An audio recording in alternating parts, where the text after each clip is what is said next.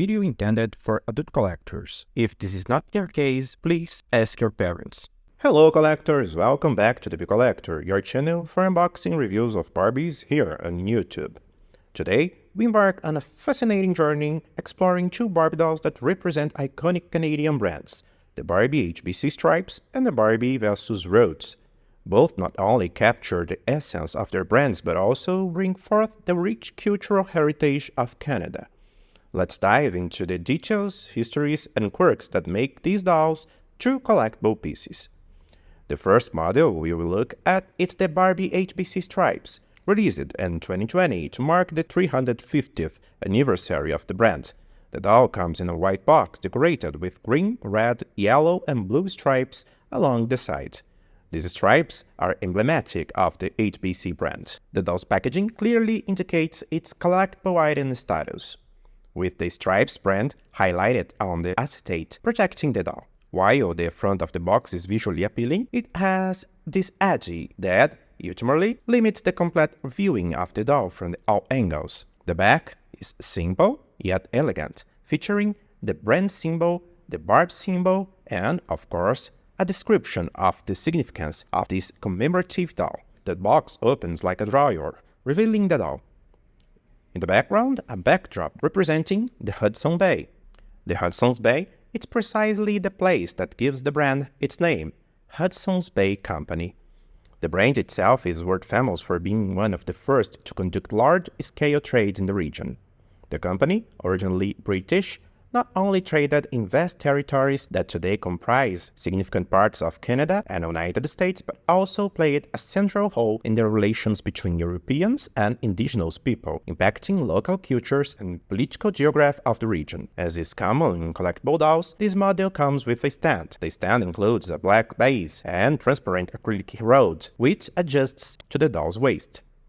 Complementing its presentation and the Hudson's Bay backdrop, the doll includes a stylized paddle as an accessory, following the distinct colors of the brand. It's like Barbie getting ready for a ride at their Hudson's Bay.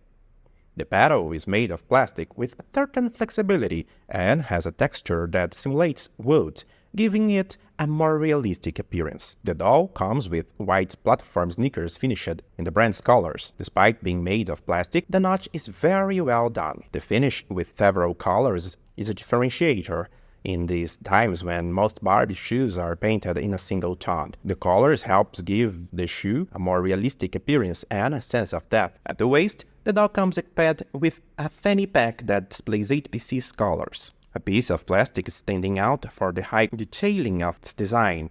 The fanny pack is practical, with a closure at the back that allows it to be put on or taken off the doll easily. The doll wears khaki pants, chosen to harmonize with the rest of her look, and balancing the vibrant colors of the jacket and accessories. The pants displays quality finishing with visible seams that highlight the attention to detail. The material used gives an impression of durability. The only point of attention is the Velcro closure at the back.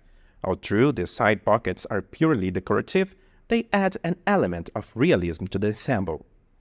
Completing the upper part of the look, the doll wears a sleeveless light blue dress shirt.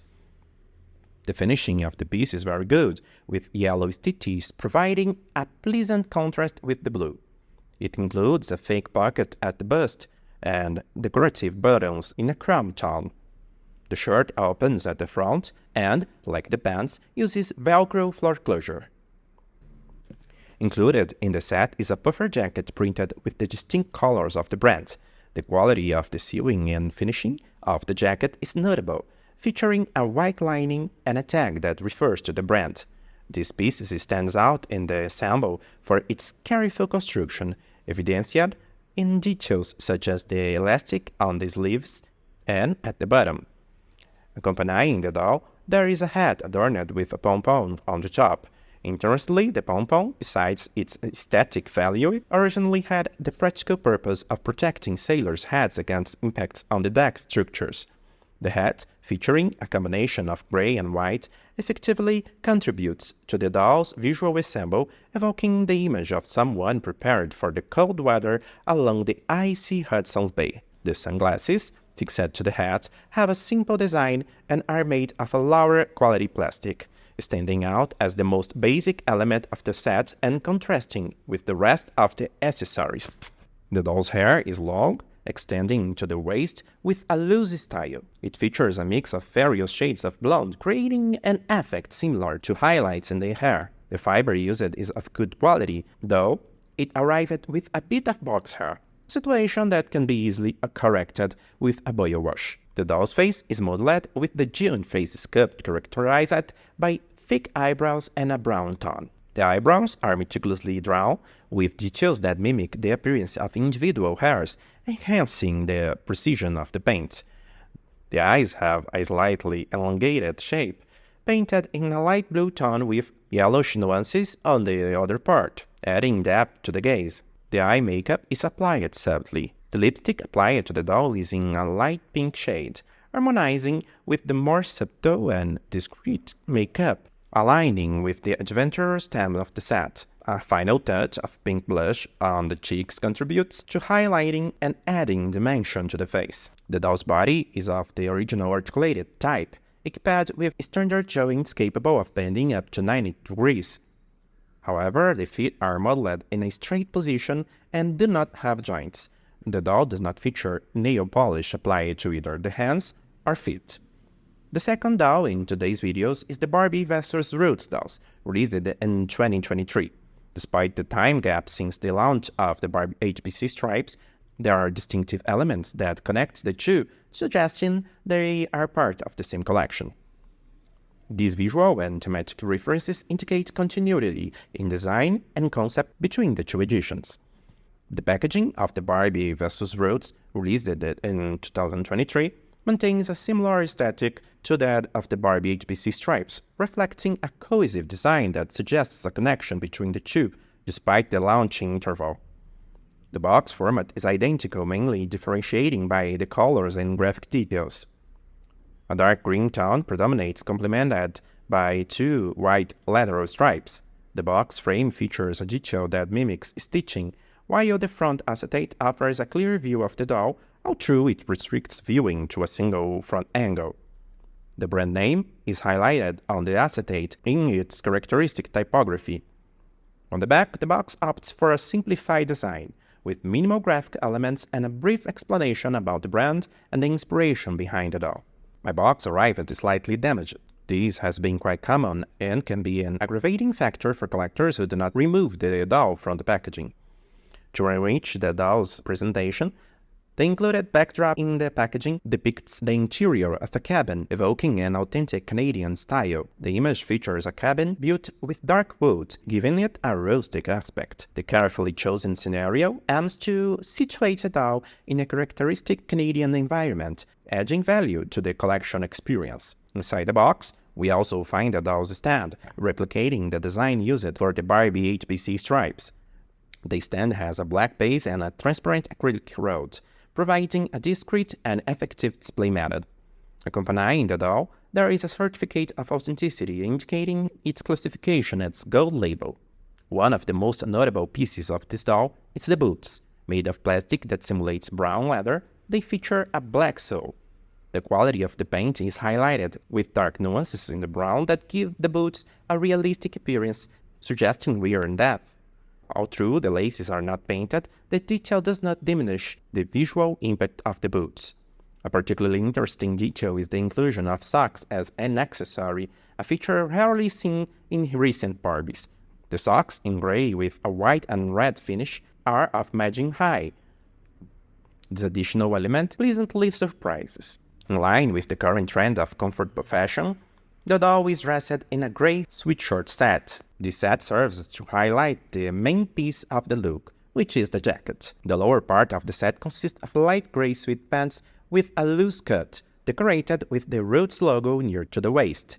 The pants lack pockets and openings, remaining fitted to the doll thanks to the elastic at the waist and calf height. The sweatshirt, matching color and material with the pants, offers a texture similar to authentic sweatshirt fabric and provides a pleasant feel to the touch. It stands out for its quality finishing, with functional pockets on the front and a prominent white Roots logo print. It also contains an internal Barbie signature label, like the pants, which stay fitted without the need for openings thanks to their elastic design. The sweatshirt has an opening at the back with Velcro to facilitate dressing. However, considering the wide design of the pieces, the sweatshirt could well follow the same principle as the pants, eliminating the Velcro and opting for a design without openings, maintaining a uniform and simplified aesthetic.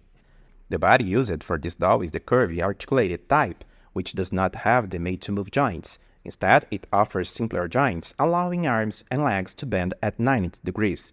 The ability to spread the legs sideways is limited. This type of joint represents a middle ground between the model muse, which prioritizes aesthetic and elegant posture, and the made-to-move designed for a wide range of movements. As a result, it may not fully meet the preferences of neither collectors who want to display nor those who want to pose. The curvy body, recognized for its inclusivity and popularity among many enthusiasts, faces some resistance from certain collectors, particularly due to limitations in the availability of compatible clothing and accessories in the market, an issue that also affects the doll type.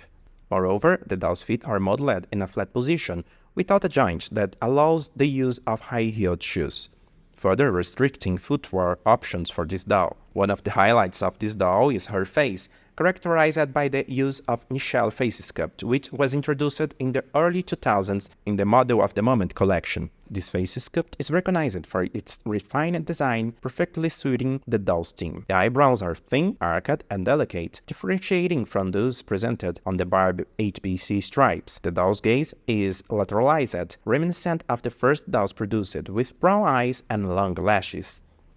The makeup is subtle, with lipstick in a nude tone and a closed mouth, evoking the blasé aura of a 90s model, an aspect that enriches her expression and style. The doll's hair is long, black, and wavy, extending to the waist, aligning with the casual look adopted. The jacket, inspired by the style of North American students, refers to traditional college jackets. The graphics stands out, including an R for Roots, a B for Barbie, and the number 59, a reference to the year the first Barbie was launched, all contributing for the collegiate theme of the piece. The jacket, predominantly green with white sleeves, features pockets that also have white details, creating a visual contrast that emphasizes the quality of the finishing. She also comes with a large brown bag that simulates leather. This bag was also sold at the Roots store. Although beautiful, it contrasts with the quality of the rest of the doll's accessories. It could well have been made of fabric imitating leather, right? Either way, mine came without the strap, which is clearly seen in the prototype images. I hate when that happens. Anyway, we explored not only the aesthetics and symbolism behind the Barbie HBC Stripes and Barbie vs. Roots, but also delved into the nuances of doll manufacturing and the expectations of the collectors community.